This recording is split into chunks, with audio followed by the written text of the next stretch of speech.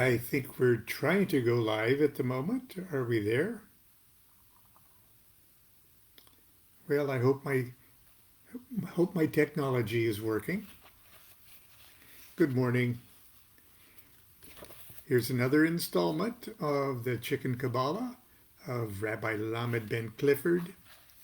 I hope everybody is well and comfortable this morning. We are on the chapter of the Chicken Tarot and the Holy Guardian Angel.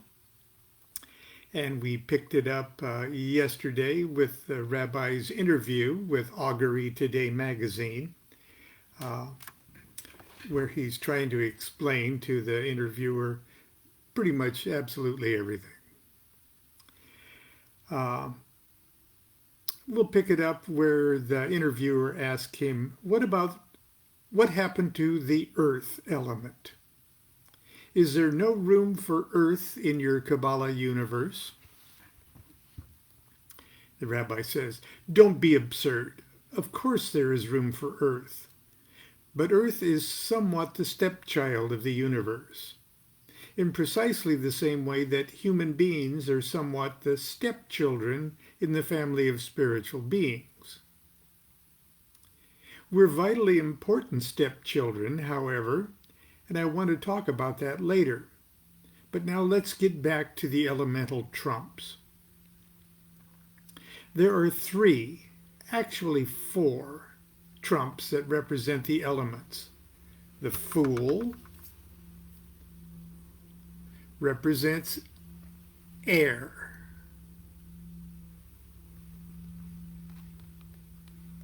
The Hanged Man represents water. And the Judgment card, or in my deck, in the Thoth deck, it's called the Aeon card, represents fire.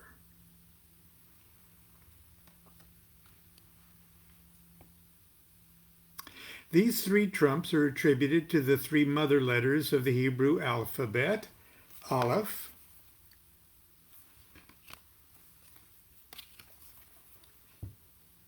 Mem,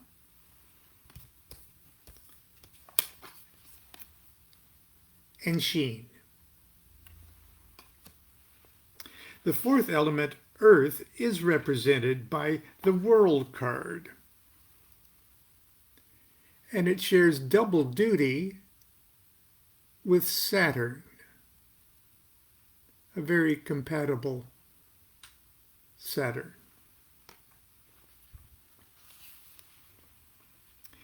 From a Kabbalist point of view, the elements, as represented by the four elemental trumps, convey a much higher octave of significance than the elemental building blocks of nature, which we will soon see are represented by the aces, court cards, and small cards. The elemental trumps might be more accurately viewed as profound and primitive spiritual elements. For instance, air of the Fool, instead of representing the mundane concept of air, symbolizes the vital essence that animates all life, the breath of life.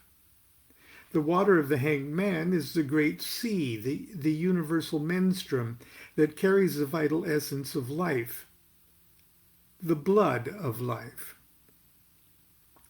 The fire of judgment is the central fire of life, the Holy Spirit, the spark that sustains and finally consumes and transforms all existence. The world, being last and lowest of the trumps, represents both the planet Saturn and the element Earth. Saturn, according to mythology, swallowed his own children. This dual attribution is not so subtle hint that Earth is both the end and the beginning, the foundation of the universe and its dissolution. However, some very basic and practical attributes of the four elemental trumps are particularly helpful to me when I read the cards. For instance, they can be used to determine direction. The fool is air, which by tradition indicates the east. The hanged man is water and the west. Judgment is fire, traditionally sacred to the south. And the world is earth, symbolic of the cold north. I'm sure your readers can imagine the circumstances where this directional information could be helpful in a reading. Finally, and then we're going to move on to the lesser arcana. I'm starving to death. The four elemental trumps can represent our senses. The fool smells, and then the interviewer laughs. And the rabbi says, "Oh, grow up." The hanged man tastes, judgment sees, and the world touches and feels. The interviewer says, "Rabbi, I must tell you that I've learned more practical information in just these few minutes than I have in nearly 10 years of working with tarot cards. Are all Kabbalists tarot experts also?" Rabbi says, "I'm sad to say that most traditional Kabbalists, they spell it with a K and two B's, accuse me of apostasy. They hold me and my teachings in great contempt. They view my practical applications of tarot as unspiritual, and my embrace of universal religious concepts as very heretical. But I don't care. I tell my students if they don't intend to actually use this information for their own spiritual enlightenment, then get out. I call my brand of Qabalah Chicken Qabalah, to show that I'm proud to be a practical holy man." The magazine says, "You seem to be just that, Rabbi. Now please tell us about the lesser arcana, the aces, the court cards, and the small cards." The rabbi, "Okay. The trumps are what we saw when we sliced the fool into 22 parts. But if we slice the fool into only 4 pieces, we see the 4 aces. And inside each ace, we find 4 court cards and 9 small cards. Can you visualize that?" And there's the picture that's in the book.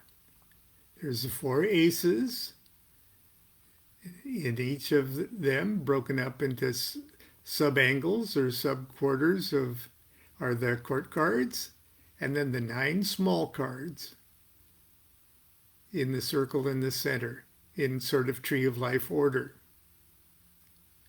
Now there's 9 small cards, not 10, because the ace is not technically a small card.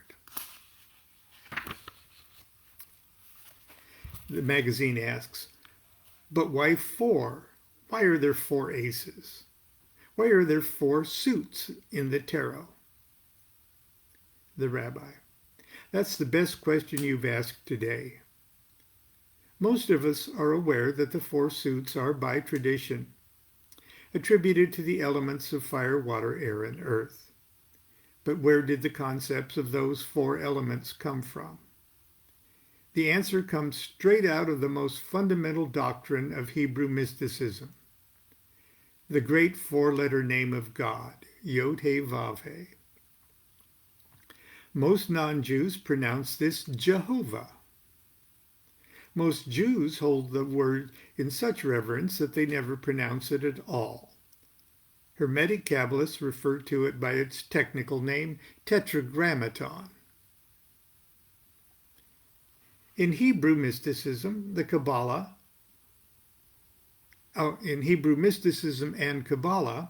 the great absolute deity is too abstract to think about.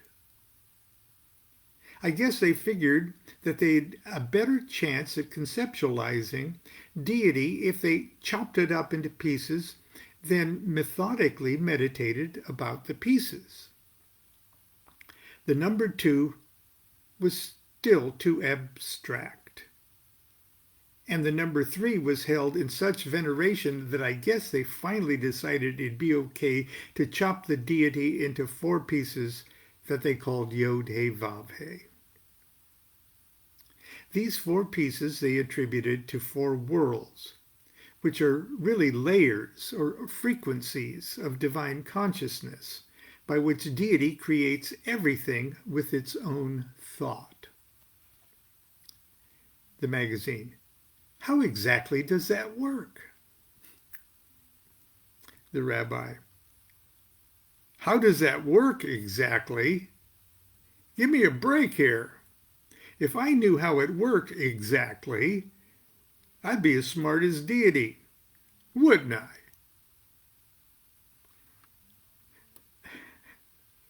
Theoretically, here's the drill. The deity gets a good idea up in the world number 1, at Zilith, the archetypal world. And then that idea gets organized in world number 2, Braya, the creative world. Then that organized idea gets visualized and formulated into a blueprint of the idea in world number 3, Yetzirah, the formative world.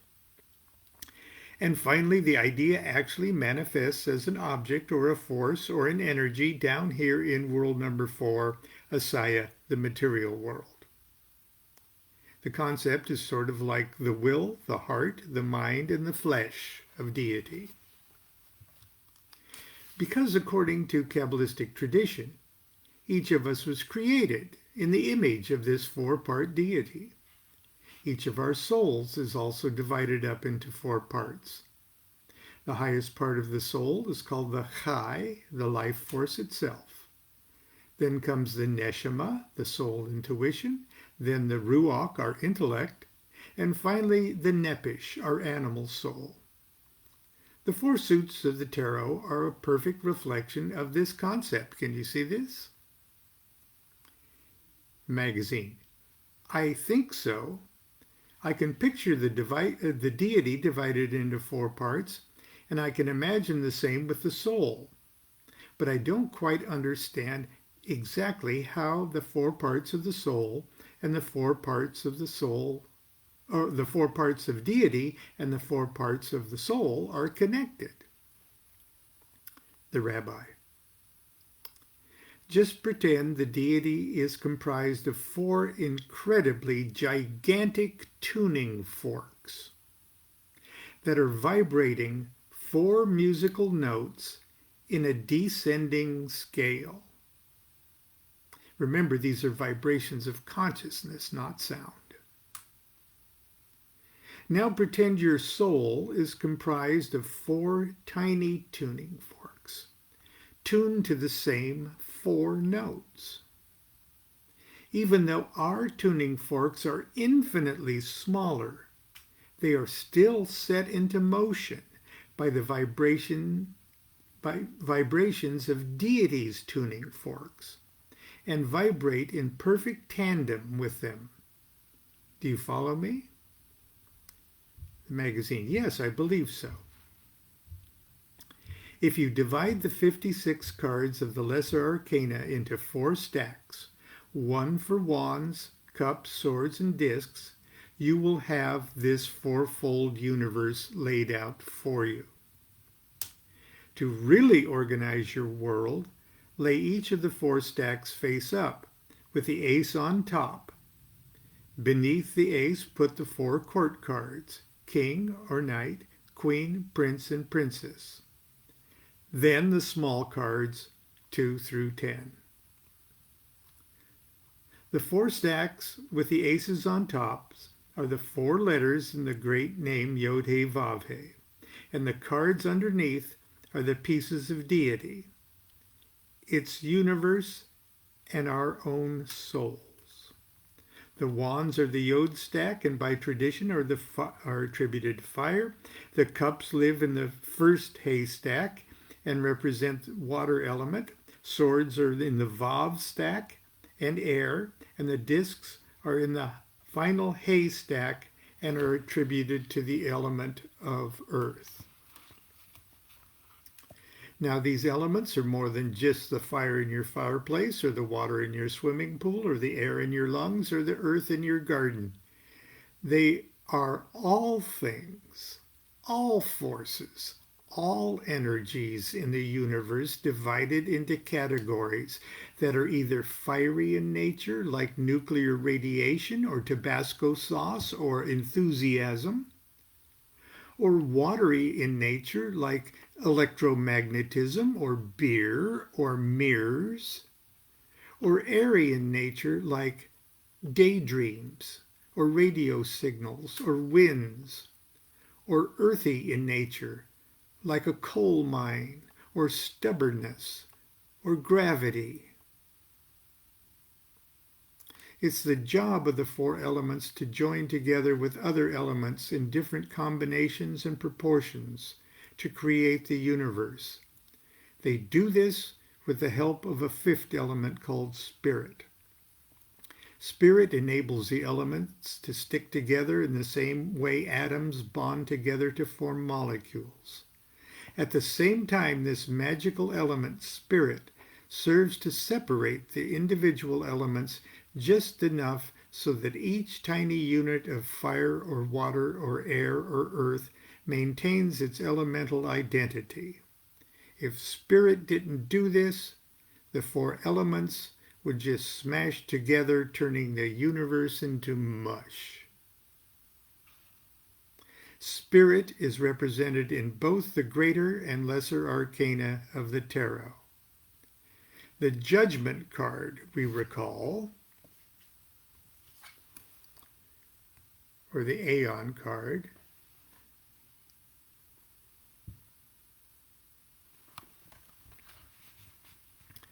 does double duty as a trump that represents both spirit and fire. But it's in the lesser arcana that spirit reveals itself in remarkable detail by the four aces, the court cards, and the small cards that live inside them. And that's where we're going to stop for today, and we're going to perhaps finish up tomorrow. Perhaps not. This is a pretty long chapter.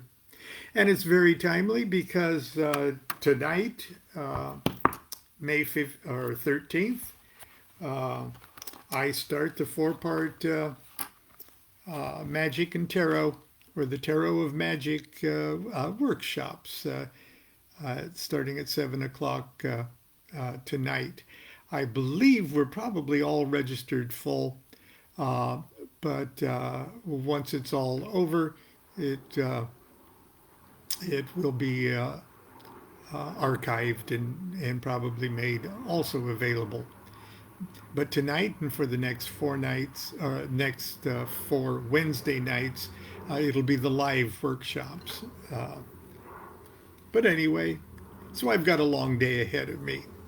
And I hope that you're keeping busy and keeping productive and keeping creative during these challenging times. And I hope you continue to be good to yourself and to be good to each other, and do what thou wilt shall be the whole of the law. Love is the law, love under will.